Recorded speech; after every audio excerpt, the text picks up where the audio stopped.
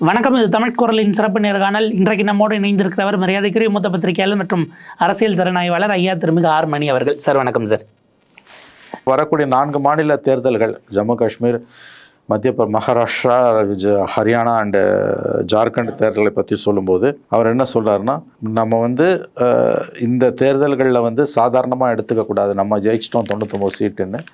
நம்ம ரொம்ப முக்கியமான பாயிண்ட், சோனியா காந்தியோட பாயிண்ட் என்னென்னா, இந்த 4 மாநில தேர்தல்களில் எதிர்க்கட்சிகள் வெற்றி பெற்றால் தேசிய அரசியலில் இது பெரும் தாக்கத்தை ஏற்படுத்தும்.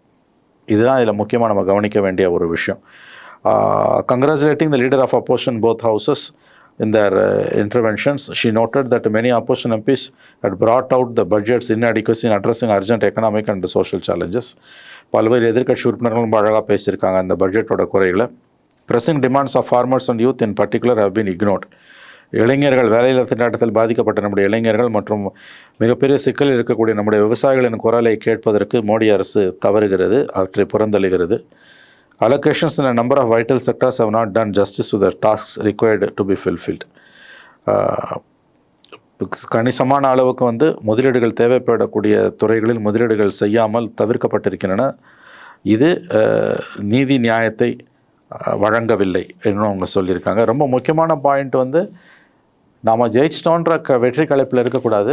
நம்ம கடினமாக உழைச்சி ஓவர் கான்ஃபிடென்ட் கூடாது. 4 ஸ்டேட் எலெக்ஷன் ரொம்ப முக்கியமானது. அந்த 4 ஸ்டேட் எலெக்ஷனில் நம்ம வெற்றி பெற்றால், நாம் வெற்றி பெற வாய்ப்புகள் அதிகம் இருக்கின்றன. வெற்றி பெற்றால் தேசிய அரசியலில் இது பாதிப்பை ஏற்படுத்தும்ன்றாங்க. மோடி அரசுக்கு பாதிப்பு வரும் 4 மாநில தேர்தல்களில் எதிர்க்கட்சிகள் வெற்றி பெற்றார் என்பதுதான் சோனியா காந்தியோட ஸ்பீச்சோட சாராம்சம். மிக நல்லதொரு பேச்சு. அதாவது நம்பிக்கை ஒளிக்கீற்றை அவர் விதைக்கிறார். எனக்கு நல்லா ஞாபகம் இருக்குது, 1999 2004 இப்படி தான் அவர் ரொம்ப அழகாக ஒரு அக்ரெசிவ் அப்போசிஷன் லீடராக ஃபங்க்ஷன் பண்ணி, வாஜ்பாய் கவர்மெண்ட் 2004 இந்தியா ஷைனிங் கேம்பெயினில் திரும்ப வாஜ்பாய் தான் வருவார் நினைக்கும் போது ஆட்சி மாற்றத்தை உருவாக்குனது சோனியா காந்தி தான். அவருடைய வெளிநாட்டு பிறப்பு மட்டும் ஒரு தடையாக இல்லாமல் இருந்திருக்குமே ஆனால், அவர் ஒரு இந்திய பிரஜையாக பிறப்பால் இருந்திருப்பாரே ஆனால், இந்திய அரசியல் இன்றைக்கு வேறு விதத்தில் வேறு திசையில் பயணித்திருக்கும். நாசகார சக்திகள் என்று இந்தியாவை கைப்பற்றுவது தவிர்க்கப்பட்டிருக்கும், தடுக்கப்பட்டிருக்கும். சர்வாதிகார தன்மை கொண்ட தலைவர்கள் பிரதமர்களாக வருவதோ அல்லது பின்பு 10 ஆண்டுகளுக்கு மேல் நீடிப்பதும் கண்டிப்பாக தடுக்கப்பட்டிருக்கும். சோனியா காந்தியோட உடல்நிலை மற்றும் நன்றாக இருந்திருந்தால், ப்ளஸ் அவர் ஒரு பிறப்பால் ஒரு இந்தியராக இருந்திருந்தால். துரதிர்ஷ்டவசமாக 2ம் இல்லாததான் இன்றைக்கி தான் தோன்றித்தனமாக மூக்கணாங்கர் இல்லாத மாடாக இந்த அரசு ஓடுவதற்கு ஒரு முக்கிய காரணம் என்று நான் கருதுகிறேன். இல்லை, அவங்க குறிப்பிட்றாங்க, அவங்க அட்ரஸ் பண்ணதில் நான் பார்க்குற இன்னொரு விஷயம், இன்னமும் இப்போ இன்றைக்கி பார்த்திங்க அப்படின்னா பல ஸ்கீம்ஸை பேரை மாற்றி கூட அனௌன்ஸ் பண்ணுறாங்க. ஆனால் 2011 நம்ம எடுத்த சென்சஸ் டேட்டா வச்சு பண்ணிகிட்டு இருக்கிறாங்க. அப்போ உண்மையிலே டார்கெட்டட் குரூப்பில் நிறைய பேர் மிஸ் ஆகிருக்க தான் வாய்ப்பு இருக்குது. இப்போ உதாரணத்துக்கு ரேஷன் அந்த இது கொடுக்குறாங்க, பேரை மாற்றிட்டாங்க, 80 கோடி பேருக்கு கொடுக்குறேங்கிறாங்க. சென்சஸ் நீங்கள் 23 வருஷத்துக்கு முந்தின டேட்டானா ஒரு 10-12 கோடி பேருக்கு போகாமல் கூட இருக்க வாய்ப்பு இருக்குது அப்படின்னு ஒரு பாயிண்ட்டை டச் பண்ணுறாங்க. அவங்க பேசுனதில் இன்னொரு ரொம்ப முக்கியமான விஷயம் என்னன்னு கேட்டிங்கன்னா, இப்போ கிட்டத்தட்ட தெளிவாகி விட்டது மோடி அரசு சென்சஸ் எடுக்க போவதில்லை என்று. அது எல்லாருக்குமே இப்போ கிட்டத்தட்ட தெளிவாயிடுச்சு. சென்சஸை பற்றி பட்ஜெட்டில் பெரிய பிரஸ்தாபங்கள் எதுவுமே இல்லை. நேற்றைய உரையில், சோனியா காந்தியோட உரையில் மிக முக்கியமான இன்னொரு அம்சம், நான் முதலில் சொல்ல தவறிய ஒரு அம்சம், சென்சஸ் குறித்த சோனியா காந்தியின் கருத்து. சோனியா காந்தி என்ன சொல்லுகிறார், மோடி அரசு அநேகமாக சென்சஸ் எடுக்க முடியாது, எடுக்க வேண்டாம் என்ற கொள்கையில் இருப்பதாக இப்பொழுது தெரிகிறது. It is now almost confirmed, சர்டன்றாங்க அவருடைய வார்த்தையில். அவங்க சென்சஸ் எடுக்க மாட்டாங்க, இட் இஸ் ஆல்மோஸ்ட் சர்டன் அப்படின்றாங்க. அப்படின்னா என்னென்னா, உண்மையான டேட்டா கையில் இல்லாத போது 2011 டேட்டா வச்சு 13 வருஷம் பொறுத்து இன்றைக்கி நலத்திட்ட உதவிகளை கொடுக்கும்போது வறுமை கோட்டு கீழே இருக்கவங்களுக்கான குறிப்பாக தலித் மக்களுக்கான, SC/ST மக்களுக்கான அந்த நலத்திட்ட உதவிகள் போய் அவர்களை சேருவது என்பது மிக மிக மிக மிக மிக மிக ஆபத்தானவையாகவும், எப்படி ஆபத்தானவையும் சொல்ல முடியாது. அது சென்சஸ் எடுக்காமல் விடுறதுன்றது தலித் மக்களோட வாழ்வாதாரங்களில் மிகப்பெரிய பாதிப்பை ஏற்படுத்தும். ஏன்னு கேட்டிங்கன்னா, டேட்டா கையில் இல்லைன்னா அவர்களுக்கான நலத்திட்ட உதவிகள் தேவைப்படுபவர்களுக்கு போய் சேராது, டார்கெட்டட் ஆடியன்ஸ்க்கு போவாது. அவுடேட்டட் டேட்டா அப்படிங்கிறது தான் ஆப்வியஸாக நம்ம எக்ஸாக்ட்லி யூ ஆர் ரைட். அந்த கையில் இருக்கக்கூடிய அது என்ன டேட்டா சொன்னீங்க, 2011 அவுடேட்டட் டேட்டா வச்சுக்கிட்டு நீங்கள் மக்கள்கிட்ட போகிறதுன்றது யாருக்கு தேவையோ அவங்களுக்கு கிடைக்காம அவங்க விடுபடுறாங்க. இது வெறும் ஃபுட் டிஸ்ட்ரிபியூஷனில், நரேகா ஸ்கீமில் அல்லது ஃபுட் செக்யூரிட்டி ஆக்டுக்கு மட்டும் கிடையாது, எல்லா நலத்திட்டங்களையுமே அது அடிக்கும். ப்ளஸ் காஸ்ட் சென்சஸ் எடுக்க முடியாது. சென்சஸே எடுக்கலைன்னா காஸ்ட் சென்சஸ் எடுக்க முடியாது. சென்சஸ் எடுக்கிறதுன்றது வந்து ஒரு 10 ஆண்டுகளுக்கு முறை எடுக்கிறதுன்றது அது வந்து ஒரு நடைமுறை தானே ஒழிய அது வந்து ஒரு மேண்டேட்ரி ப்ரொவிஷன் இல்லைன்னு என் சென்சஸ் ஆஃபீஸர்ஸ் பேசியதாக டைம்ஸ் ஆஃப் இந்தியா செய்தி வெளியிட்டிருக்கிறது. இது ரொம்ப ஆபத்தான ஒரு போக்கு. பாகிஸ்தான் மாதிரி நாடுகளே கூட வந்து கொரோனாவுக்கு பிறகு சென்சஸ் எடுத்து முடிச்சிட்டாங்க. மோடி அரசு சென்சஸை கொரோனாவை தள்ளி காரணம் காமிச்சு தள்ளி வைத்தது. இப்போ எடுக்கவே மாட்டாங்கன்ற லெவலை நோக்கி அதை பற்றி பேசவே மாட்டேன்றானுங்க. எப்படா சென்சஸ் எடுப்பீங்கன்றதை பற்றி பேசவே மாட்டேன்றானுங்க. ஆகவே சோனியா காந்தி சரியான பாயிண்ட்டை பிடிச்சிருக்காங்க. இட் இஸ் ஆல்மோஸ்ட் அவங்களோட வார்த்தைகள் ஐ திங்க் அவங்க சொன்னது வந்து it is almost certain that the government is not going to. It is clear that the government has no intention whatsoever to conduct the census that was last due in 2021. Government has no intention. அதான் point. Whatsoever. அதாவது census எடுக்கக்கூடிய எண்ணமே இந்த அரசுக்கு இல்லை என்பது கிட்டத்தட்ட தெளிவாகி விட்டதுன்னு அவங்க சொல்கிறாங்க. அவங்க ஸ்பீச்சோட டேக்அவே இதுதான். நான் முதல்ல சொன்ன இந்த 4 மாநில தேர்தலில் ஜெயிச்சா அதுக்கு பிறகு மத்திய அரசில் மாற்றம் வரும் என்பது நம்பர் 1. நம்பர் 2 வந்து காஸ்ட் சென்சஸ் ஜென்ரல் சென்சஸ் எடுக்கிற ஐடியாவே மோடி கவர்மெண்ட்டுக்கு இல்லைன்றாங்க. மிக மிக ஆபத்தான ஒரு போக்கு. ஐ திங்க் எதிர்க்கட்சிகள் தங்களுடைய பிரச்சாரத்தை இன்னமும் முடுக்கி விடணும். சென்சஸ் எடுக்காதது மிகப்பெரிய ஆபத்து. ஜாதிவாரி கணக்கெடுப்பு கூட 2ஆவதுங்க, அது கூட செகண்டரி தான். மெயின் வந்து ஜென்ரல் சென்சஸ். ஏன்னா எல்லா ஸ்கீம்ஸுமே அவுடேட்டடாக தான் போயிடும் உங்களுக்கு வந்து. நீங்கள் 2011 வச்சு அடிச்சுட்டு இருக்கேன் இன்றைக்கி. அப்போ சோனியா காந்தியோடைய அந்த கருத்து ரொம்ப ரொம்ப ரொம்ப ரொம்ப முக்கியமானது. மோடி அரசுக்கு புத்தி வர வேண்டும், இல்லை என்றால் ஏக இந்தியாவும் மிக கடுமையானது ஒரு சிக்கலை நோக்கி நகரும் என்று தான் நான் கருதுகிறேன். ஏன்னா இவங்க குறிப்பிட்டது இப்போல்லாம் உங்களுக்கு ப்ராக்ரஸ் இருக்குது, டெவலப்மெண்ட் இருக்குது, தனிமனித வாழ்வியல் எல்லாம் அதிகமாக இருக்குது இண்டிகேட்டர்ஸ்லன்னு சொன்னால், அப்போ வந்து பார்த்தீங்க அப்படின்னா நலத்திட்டங்களுக்கான ஃபினான்ஷியல் பட்டன் குறையில்ல செய்யணும், டேட்டா ப்ராப்பராக. ஆமாம், ஏன் குறையில? இதை விட ஒரு வேர்ஸ்ட் கவர்மெண்ட், மோசமான அரசு இந்திய வரலாறுல இருந்திருக்காதுங்க. நான் சென்சஸ் எடுக்க மாட்டேன்னு அடம் முடிக்கிறானுங்கன்னா என்ன அயோக்கியத்தனங்க இது? உலகத்தில் எந்த நாட்டிலுமே நடக்காத அயோக்கியத்தனம். டேட்டாவே அவங்களுக்கு பிரச்சனை. எனக்கு டேட்டாவே, அவர் மோடி சிதம்பரம் சொன்னார்ல, நோ டேட்டா அலையன்ஸ்னார்ல, டேட்டாவே அவங்கள குத்தி கிழிக்குதுங்க. அறிவுக்கும் அவங்களுக்கும் சம்மந்தமே கிடையாது. பிஜேபிக்கும் அறிவுக்கும் சம்மந்தம் கிடையாது. ஏன் உயர்கல்வியை வெறுக்கிறானுங்க? ஏன் உயர்கல்வியை அழிக்கிறானுங்க? ஹையர் சென்டர்ஸ் ஆஃப் லேர்னிங்கை ஏன் வேணான்றானுங்க? ஃபாரின் யூனிவர்சிட்டிஸ் வரும்போது சயின்ஸ் சப்ஜெக்ட் வரலாம், ஹியூமனிட்டிஸ் வரக்கூடாதுன்றான். ஏன்னா கொஞ்சம் புத்தி வந்தாலும் அவன் பிஜேபிக்கு எதிராக திரும்புவான், ஆர்எஸ்எஸ்க்கு எதிராக திரும்புவான். ஏன்னா பிளவுவாத அரசியல், சக மனிதனை வெறுக்கக்கூடிய வெறுப்பு அரசியல், அச்சத்தை பரப்புறது, இதுக்கு மத்தியில் தான் அவங்க வாழ்ந்துக்கிட்டு இருக்காங்க. இதெல்லாம் வந்து கல்வியால் தகர்த்தெறியப்படும், உயர்கல்வியால் முற்றிலுமாக தகர்த்தெறியப்படும். அது கூடாது. இப்போ இதை வச்சுக்கிட்டே வண்டியை ஓட்டணுன்றது தான் இப்போ செய்கிற வேலை. எல்ஓபியாக ராகுல் காந்தியினுடைய பர்ஃபார்மன்ஸ், ஏன்னா கடந்த ஒரு 40 டேஸ்க்குள்ளே அவர் 2 முறை உரையாற்றி இருக்கிறார். ரெண்டுமே வந்து பார்த்திங்க அப்படின்னா நல்ல ஷார்ப்பாக இருந்திருக்கிறது, இம்பேக்டாக இருந்திருக்கிறது அப்படிங்கிற மாதிரியான விமர்சனங்களும் இருக்கிறது, பார்வைகளும் இருக்கிறது. அது ப்ராப்பராக அந்த அப்ராப்ரியேட் நர்வை டச் பண்ணுறாரா? எப்படி பார்க்க? அப்ராப்ரியேட் நர்வை அவர் டச் பண்ணுறாரு. அதனால தான் அவர் ஜாதியை சொல்லி திட்டுறானுங்க. அனுராக் தாக்கூர்ன்ற மந்திரி வந்து முன்னாள் மந்திரி தான் ஜாதி எதுன்னு தெரியாதவங்கலாம் ஜாதியை பற்றி பேசுகிறாங்க, சென்சஸை பற்றி பேசுகிறாங்க. நான் எவ்வளோ கீழ்த்தரமான வார்த்தை. அதை பிரதம மந்திரியே எடுத்து ட்வீட் பண்ணி வீடியோ போடுறாரு. அது வந்து எக்ஸ்பெஞ்சிடு மார்க். ஒரு பிரதம மந்திரி சபை குறிப்பில் நீக்கப்பட்டதை எடுத்து போடுறாருன்னா இதை விட அயோக்கியத்தனம் ஏதாவது இருக்க முடியுமா? அந்த அசிங்கத்தையும் நாடு சந்திக்குது. இன்னொன்று, நீங்கள் வந்து ஜாதியை பற்றி அதை டிஃபெண்ட் பண்ணி இன்றைக்கி பார்லிமெண்ட்ரி டிஃபெண்ட் கிரண் ரிஜுலாம் பேசுகிறாங்க. அதாவது வந்து ஜாதியை பற்றி கேட்டால் என்ன தப்புன்னு. ராகுல் காந்தி தான் எல்லாருக்கிட்டையும் ஜாதியை கேட்டுக்கிட்டு இருக்காரு. அவர் யாருக்கிட்டையுமே ஜாதியை கேட்கல. அவர் சாதிவாரி கணக்கெடுப்பை கேட்கறதுக்கும் தனிப்பட்ட முறையில் ஒருத்தனை பார்த்து என்ன சாதின்னு கேட்கறதுக்கும் 2த்துக்கும் வித்தியாசம் இருக்குது. இது தெரியாமல் இவங்க விளையாடிக்கிட்டு இருக்காங்க. இன்னொன்று முக்கியமான விஷயம், பிஜேபியில் அனுராக் தாக்கூர் பேசினதெல்லாம் இவங்க சபை குறிப்பிலேருந்து நீக்கியிருக்காங்க. ஆக்சுவலாக என்ன கேட்டிங்கன்னா, எதிர்க்கட்சிகள் ஒரு காங்கிரஸ் உட்பட பெரிய தவறு பண்ணுறாங்க. அவங்க எதையுமே நீக்குன்னு கேட்கக்கூடாது. பிஜேபி மந்திரிங்க, பிஜேபி எம்பிங்க இவங்க பேசுகிறது எல்லாமே சபை குறிப்பில் இருக்கணும். அப்போ தான் வரலாறு இவங்க முகத்தில் காரி உமிழும். இந்த பிரச்சனை 1971 ஒரு தடவை வந்தது.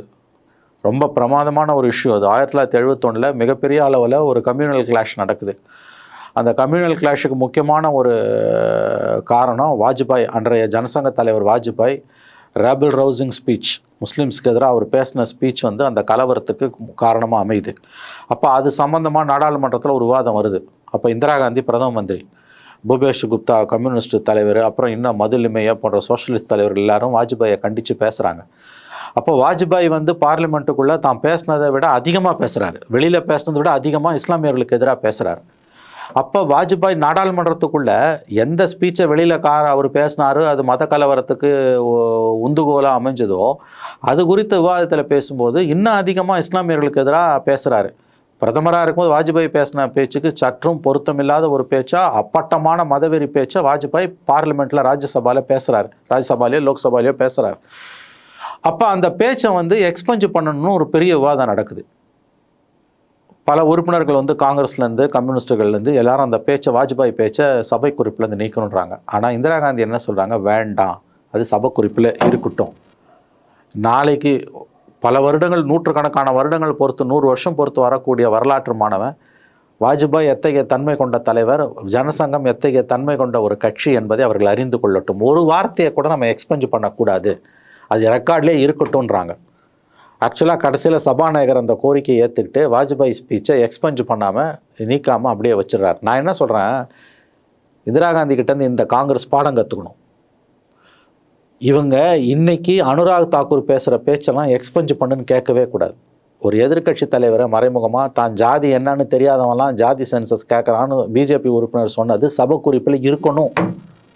இதே மாதிரி அவங்க பேசக்கூடிய எல்லா கேவலமான பேச்சுக்களும் அவை குறிப்பில் இருக்கணும். அது சிறுபான்மையினருக்கு எதிராக இருந்தாலும் இருக்கணும், தலித்துகளுக்கு எதிராக இருந்தாலும் இருக்கணும், தனிப்பட்ட முறையில் காங்கிரஸ் எதிர்க்கட்சி தலைவர்களுக்கு எதிராக இருந்தாலும் இருக்கணும். அது சபை குறிப்பில் இருக்கணும். இருக்கிறதால வர அட்வான்டேஜ் வரலாறு பிஜேபி முகத்தில் காரி உமிழும். இதுக்கு உதாரணம் இருக்குது 71. அதனால் அனுராக் தாக்கூரோட பேச்சை நீக்கணும்னு காங்கிரஸ் கேட்டிருக்கவே கூடாது. மூச்சுக்கு 300 தடவை நீக்கணும்னு கேட்குறாங்க. அதே மாதிரி ராஜ்யசபாவில் கார்கே கேட்குறாரு. கேட்காதீங்க, அவர்கள் பேசட்டும். பாஜகவினர் என்ன வேண்டுமானாலும் பேசட்டும். அது சபை குறைப்பில் இடம்பெறுவதன் மூலம் கண்டிப்பாக வரலாற்றின் கரும் பக்கங்களில் அவர்கள் இடம்பெறுவார்கள். இப்போ இதுக்கு அடுத்தது அவங்க மூவ் பண்ணக்கூடியது பல விஷயங்கள், அன்எம்ப்ளாய்மெண்ட், ப்ரைஸ் ரைஸ் அதெல்லாம் கூட சைட் அவுட் பண்ணியிருக்கிறாங்க. இப்போ இதுக்கப்புறம் அதாவது இந்த ஒரு ஒரு ஒரு வைப்ரன்ஸ் அப்படிங்கிறது அங்கே இருக்குது இல்லைங்களா பார்லிமெண்ட்டுக்குள்ளே, இதை ஸ்ட்ரீட்ஸ்க்கு கொண்டு போவது தான் அப்ராப்ரேட்டாக இருக்குமா? அது அந்த ஃபோர்ஸ்டேட் எலெக்ஷன்ஸை தாண்டி எல்லா இடத்துலையும் இதே இந்த டெம்போவை மெயின்டைன் பண்ண வேண்டிய தேவை இருக்கா? 100%. பார்லிமெண்ட்டுன்றது ஒரு ஃபாரம். மோடி அரசுக்கு எதிரான போராட்டம். கிறிஸ்டோபர் ஜெஃபர்லே சொன்ன மாதிரி power has tilted not shifted. அதிகாரம் சற்று சரிந்திருக்கிறது, இடம்பெயரவில்லை. தொடர்ந்து அழுத்தத்தை மோடி கவர்மெண்ட்டு கொடுக்கணும். ஆனால் மோடி கவர்மெண்ட்டுக்கு கணிசமான இழப்பு ஏற்பட்டிருக்கிறது. இன் டேர்ம்ஸ் ஆஃப் பர்சன்டேஜ் 38% 36% ஆனாலும் இன் டேர்ம்ஸ் ஆஃப் சீட்ஸ் 303 240 குறைஞ்சிருக்கு. தனி மெஜாரிட்டி பிஜேபிக்கு இல்லை. இது ஓரளவு கடிவாளம் அவர்களுக்கு போடப்பட்டிருக்கிறது. ஆனால் இதை அவங்கள இன்னமும் கட்டுக்குள்ளே வைக்கணும்னா பார்லிமெண்ட்டுக்குள்ளே பேசினா பத்தாது, பார்லிமெண்ட்டுக்கு வெளியில் பேசணும். இன்னும் சொல்லப்போனால் பார்லிமெண்ட்டுக்கு உள்ளே செய்கிறத விட பார்லிமெண்ட்டுக்கு வெளியில் செய்கிறதுக்கு தான் எதிர்க்கட்சிகளுக்கு வேலை அதிகமாக இருக்குது. இந்த 4 மாநில தேர்தல்களில் மட்டும் பிஜேபி அடி வாங்கினால் இன்னமும் பிஜேபிக்கான நெருக்கடி முற்றும். தலைமை மாற்றம் வந்தாலும் ஆச்சரியமில்லை. சில நம்பிக்கை ஒலிக்கீட்டுகள் பிஜேபிக்குள்ளே தென்படுது. எப்படின்னா, கடந்த 10 ஆண்டுகளில் எந்த ஒரு மந்திரியும் பட்ஜெட்டுக்கு எதிராக ஒரு சுண்டு விரலை கூட அசைச்சதில்லை. இந்த முறை நிதின் கட்கரி மூத்த அமைச்சர்களில் ஒருவர், நிர்மலா சீதாராமன் நிதி அமைச்சர் கடிதம் எழுதுகிறாரு. Life insurance, general insurance, health இன்சூரன்ஸுக்கான ஜிஎஸ்டியை, பாலிசிக்கான ஜிஎஸ்டியை நீக்கணுன்றார். இந்த மாதிரி ஒரு கருத்தை பொதுவெளியில் வைக்கக்கூடிய தைரியம் கடந்த காலத்தில் எந்த மந்திரிக்கும் வந்ததில்லை, இன்றைக்கி வந்திருக்குது. இதெல்லாம் மோடி எவ்வளோ வல்னரபிள், மோடி எந்த அளவு பலவீனமாக இருக்கிறார் என்பதை காட்டுகிறது. பரட்டி பார்த்தா கேபினெட்டில் அவர் சீனியர், அதை கூப்பிட்டு கூட பேசியிருந்திருக்கலாம், இல்லை தாராளமாக பேசியிருக்கலாம். பொதுவெளியில் அதை வைக்க வேண்டிய அவசியம் என்ன? இன்னொன்று, மோடி இதை ரசிக்க மாட்டார். 100% சர்வாதிகாரத்தை விரும்புகிற, தான் சொல்கிறத மட்டும்தான் எல்லாரும் கேட்டு நடக்கணும் என்று முழு கொத்தடிமைத்தனத்தை விரும்பக்கூடிய மோடி எப்படி இதை ஏற்றுக்கொள்வார்? அப்போ அதை மீறி பேச 10 வருஷத்தில் இல்லாத தைரியம் நிதின் கட்கரிக்கு இப்பொழுது என்ன வந்தது? Life insurance, general insurance, health இன்சூரன்ஸ்க்கான ப்ரீமியமுக்கு நீங்கள் கொடுக்குற ஜிஎஸ்டியை கண்ட்ரோல் பண்ணுங்கள், வித்ரா பண்ணுங்கன்னு சொல்லக்கூடிய தைரியம் மோடி, நிதின் கட்கரிக்கு எப்படி வந்தது? அந்த பட்ஜெட்டே பிஎம்ஓவில் தயாரித்து நிர்மலா படித்த பட்ஜெட்டு. நிர்மலா சீதாராமனுக்கு அல்வா கண்டுறதுக்கு வேணால் வாய்ப்பு இருந்திருக்கலாமே ஒழிய, பட்ஜெட் தயாரிக்கிறதுல அவருக்கு எந்த ரோலும் இல்லை என்றது விஷயம் அறிந்தவர்களுக்கு தெரியும். It was PMO's budget. அப்போ இந்த அட்டாக் பிஎம்ஓக்கு எதிரானது. ஜிஎஸ்டியை லைஃப் இன்சூரன்ஸ் ப்ரீமியம் ஜிஎஸ்டியை அபாலிஷ் பண்ணுன்றது மோடிக்கு விடப்படுகிற கோரிக்கையை பொது வெளியில் விடுப்பவர்களை மோடிக்கு பிடிக்காது. அப்போ இந்த துணிச்சல் கட்கரி கிட்ட எப்படி வருது? இதுதான் கிராக்ஸ் ஆர் விசிபிள். மொள்ள அது தெரிய ஆரம்பிக்குது. ஒரு பக்கம் நிதிஷ், ஒரு பக்கம் நாயுடு, ஒரு பக்கம் கட்கரின்னும் பொழுது ஓராண்டு கழித்து கண்டிப்பாக இந்த பட்ஜெட் பாஸ் ஆகிடும்.